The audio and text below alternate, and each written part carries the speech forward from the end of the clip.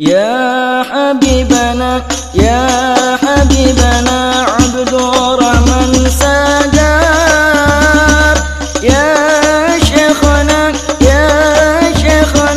خريط العادات يا حبيبنا عبد الرحمن سجار يا شيخنا خريط العادات أنتم ولينا أنتم حبيبنا أنتم بسم الله الرحمن الرحيم. الحمد لله والصلاة والسلام على رسول الله وعلى آله وصحبه ومن والاه. أما بعد. Yang kami kasih Fadlul Karam Ustaz Hasbi, mata'ala Allah betul hayati, mudah-mudahan Allah memberikan umur yang panjang, kesihatan kepada beliau, amin ya rabbal alamin, agar senantiasa membimbing kami untuk terus bersama-sama mencintai baginda Rasulullah sallallahu alaihi wasallam. Ma'asyiral muslimin wa zumratal mu'minin, khairan uhayyikum tahiyatul Islam wa tahiyatul Islam. Assalamu alaikum warahmatullahi wabarakatuh. Saya diminta pada pagi yang berbahagia ini untuk mengisahkan akhlak baginda Rasulullah sallallahu alaihi wasallam. Dan di antara akhlak Nabi SAW, Nabi tidak pernah mengenggani manusia. Jadi ini dah disiapkan kapal putih, jadi disuruh untuk kita berjalan. Jadi supaya tidak menghambakan, insyaAllah izinkan saya berjalan di sini. Bismillah. Tuan-tuan rahimahullah, bila kita mengisahkan akhlak Nabi SAW tidak akan pernah habis. Setiap tahun kita menyatakan tentang akhlak, juga setiap kali jiwa kita bergetar. Tadi dibacakan oleh para pesaing, "Lau kana bainana al-habib", andaikan Rasulullah bersama kita pada hari ini, apa yang ingin kita sebut? Apa yang ingin kita lakukan, tuan-tuan? Salah satu daripada apa yang dipandang oleh Ustaz Zahid untuk kita bawa pulang seperti orang yang mencinta Rasul adalah satu akhlak yang telah ditinggalkan, yaitu akhlak Nabi untuk senyum, tuan-tuan. Sayyidina Jabir pernah meriwayatkan, aku tidak pernah melihat orang yang paling banyak senyum melainkan aku melihat Rasulullah SAW. Baginda pada detik-detik saat kewafatannya, dalam keadaan Sayyidina Abu Bakar menjadi imam, dalam keadaan baginda Rasulullah SAW sangat lemah, tapi beliau masih mampu mengukir senyuman dengan mengeluarkan dan menyelak kain daripada tikapnya, melihat para sahabat-sahabat Nabi SAW dan mengukir senyuman. Bayangkan kita telah jauh daripada sunnah hanya untuk senyum, tuan-tuan. Pencinta Rasulullah SAW tidak pernah mengutuk dan menghina orang. Kalau benar hatimu ada Nabi, kalau benar kamu ingat mati, mesti kamu tidak akan mencaci, mesti kamu tidak suka memaki. Kamu menjaga hatimu.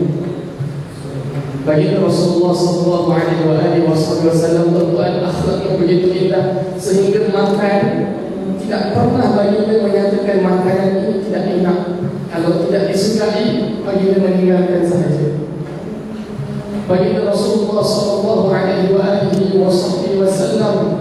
kalau menunjuk sesuatu tidak pernah menunjuk dengan jari seperti ini. Pergi ke sana, tak pernah. Baginda akan tunjuk di sana atau di sana. Ini akhlak Rasulullah SAW. Ini yang Allah puji sesungguhnya. Kalau di atas akhlak yang teragung, azim, Allah gunakan namanya al-azim untuk mendapatkan akhlak baginda Rasulullah SAW. Baginda akan senantiasa meminta izin. Hatta anak-anak kecil pun, Sayyidina Abdullah bin Abbas masih kecil, baginda minta izin, "Ya Allah, wahai anakku, boleh tak aku berikan air ini kepada orang yang lebih dewasa?"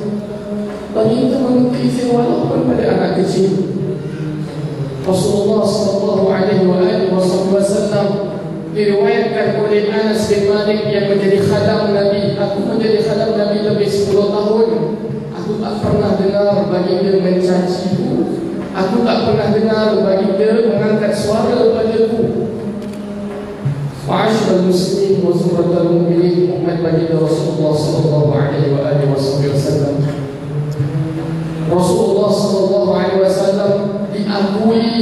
bukan hanya di antara sahabat, malah di antara musuhnya. Yang ketika itu masih menjadi musuh, seperti Abu Sufyan berhadapan dengan Kaisar.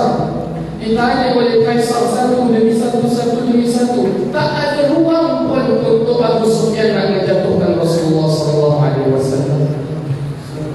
Abu Sufyan apabila menangkap tawanan Badar yang bernama Zaid, Abu Sufyan menangkap tawanan Badar dan bertanya padanya, jawab dengan jujur, hendak tak engkau aku gantikan tempatmu dengan Muhammad sekarang ini dan engkau duduk bersenang-lenang dengan keluarga? Kata Zaid, demi Allah, andai kata ada duri yang mencucuk kaki baginda pun aku tidak sanggup. Mengapa boleh mereka mencintai Nabi? Kerana akhlak Rasulullah SAW. Inna bu'ithu liutammima makarimal akhlak. Hanya saja aku diutus untuk menyempurnakan akhlak. Sayyidina Nabi SAW di antara banyak riwayat Rasulullah SAW tidak pernah mengkritik dan marah para sahabatnya sesuka hati, melainkan kalau itu marahnya kerana Allah Subhanahu wa Ta'ala. Yang namanya Abu Sufyan ataupun yang namanya para sahabat-sahabat Nabi mencintai Rasulullah kerana akhlak baginda Rasulullah SAW. Ma'asyiral muslimin wa sahabatul mukminin, cukup kita mengambil saksi daripada isteri. Kenapa daripada isteri baginda? Kerana kalau dengan orang luar, mungkin orang luar tidak mengenali Nabi SAW sebelumnya. Kerana kita kalau berada di luar, kita boleh berpura-pura, mungkin kerana sekejap, mungkin kerana tidak bersama selamanya, mungkin kerana kita bukan ketua di luar. Tapi kalau kita di rumah, itu yang Nabi SAW sabdakan, khairukum li ahli wa ana khairukum li ahli. Sebaik-baik kamu adalah yang paling baik dengan keluarganya, dan aku merupakan orang yang paling baik dengan keluarga. Seketika Nabi SAW apabila beriktikaf, Ummu Salamah, Sofiyah binti Huyai, isteri Nabi SAW, menemani beliau beriktikaf.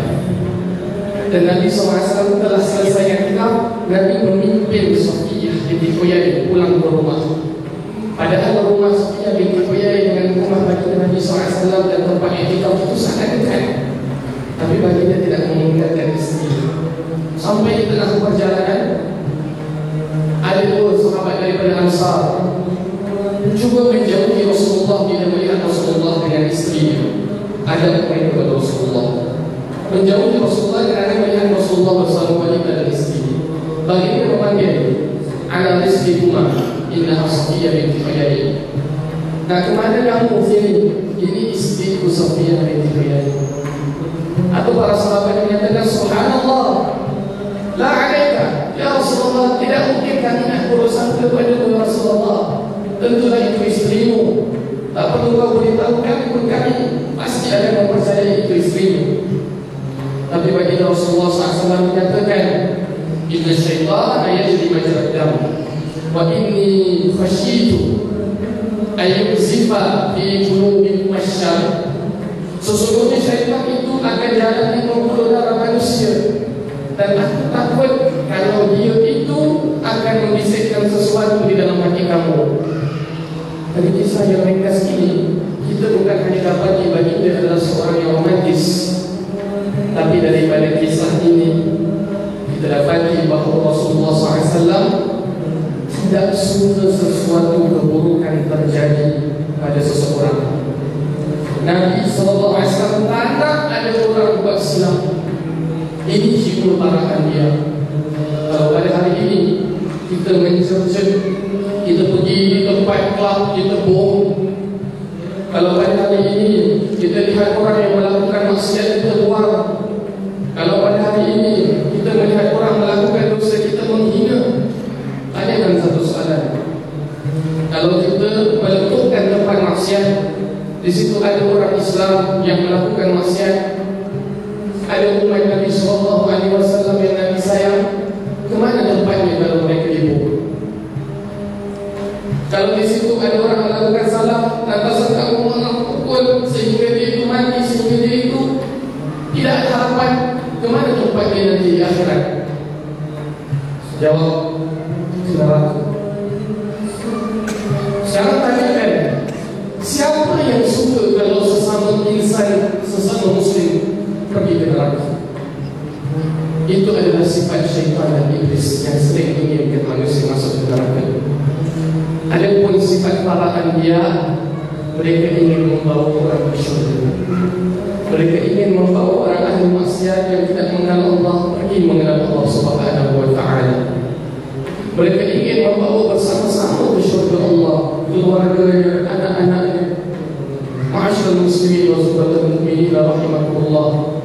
Akhlak baginda Rasulullah SAW terlalu banyak untuk kita lihat. Cukup menjadi satu pelamai dalam hati kita. Kita bawa Rasulullah di mana sahaja kita berjalan. Sebagai seorang jiran di zaman ini, bukan hanya kita dituntut ziarah. Baginda Nabi SAW ziarah jiran yang bukan Islam. Baginda bangun dengan kehadiran mayat seorang Yahudi. Kita bukan dituntut hanya itu, tapi lihat bagaimana sampah-sampah kita, gila kita. Tapi lihat bagaimana bunyi-bunyi bising kita sehingga mengganggu ketenteraman jiran lain. Tapi lihat bagaimana kain baju sedaya kita kotoran yang boleh jatuh ke bawah. Tapi lihat bagaimana kalau kita telah ada undangan, kemudian ada yang ingin gunakan di kolom blok, apakah kita sanggup mengalah? Tapi lihat bagaimana akhlak kita terhadap jiran, terhadap keluarga. Tidak ada yang sedikit dipandang Allah selama mana kita betul berakhlak kepada baginda Rasulullah SAW.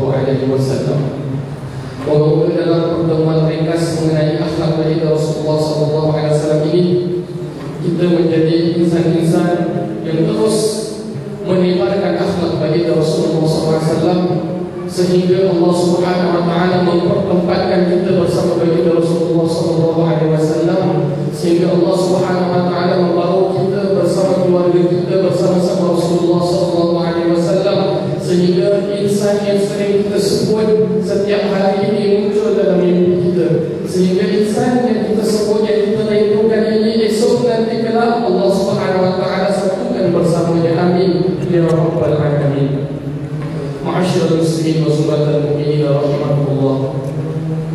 Para sahabat Nabi, salah seorangnya Muslimah Hindun ataupun Ummu Umar, apabila di dalam peperangan Uhud suaminya meninggal dunia, diberitahu suamimu meninggal dunia, jawabnya moga-moga dia dapat syahid. Bagaimana Rasulullah SAW?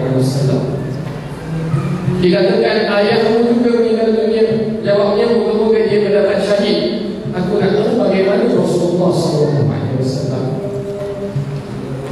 Saudaranya meninggal dunia di dalam peperangan Uhud. Kata para sahabat, saudara juga terkorban dalam peperangan Uhud. Moga-moga dia mendapat syahid. Yang aku nak tahu bagaimana Rasulullah SAW. Sayyidina Abu Bakar As-Siddiq radhiyallahu anhu juga begitu, tuan-tuan. Beliau dalam keadaan juga mempertahankan Nabi sehingga pingsan. Walaupun kekuatannya orang memukul Sayyidina Abu Bakar As-Siddiq, pertama bila beliau terjaga, beliau tanya bagaimana Rasulullah SAW. Ini kecintaan para sahabat. Ini yang kita harapkan ada dalam diri kita dan anak-anak kita, sehingga dengan berbekalkan kecintaan kita ini, kita boleh berakhlak. Berbekalkan kecintaan kita ini, kita menanggung segala dalam kehidupan kita ini dengan akhlak Rasulullah SAW. Ma'asyiral muslimin wa subhanallahi mu'minin rahimakumullah. Kita teruskan untuk terus berselawat kepada Rasulullah SAW, kerana yang kita harap adalah rahmat daripada Allah. Dan Nabi SAW diberikan satu kehebatan, iaitu barang siapa yang berselawat pada Nabi, Allah Subhanahu wa ta'ala yang akan membalas selawat itu sampai 10 kali rahmat Allah berikan. Dalam kehidupan kita ini, berapa ramai orang yang kaya tapi tidak punya akhlak. Berapa ramai orang yang sihat tapi kita sebut orang yang tak ada akhlak.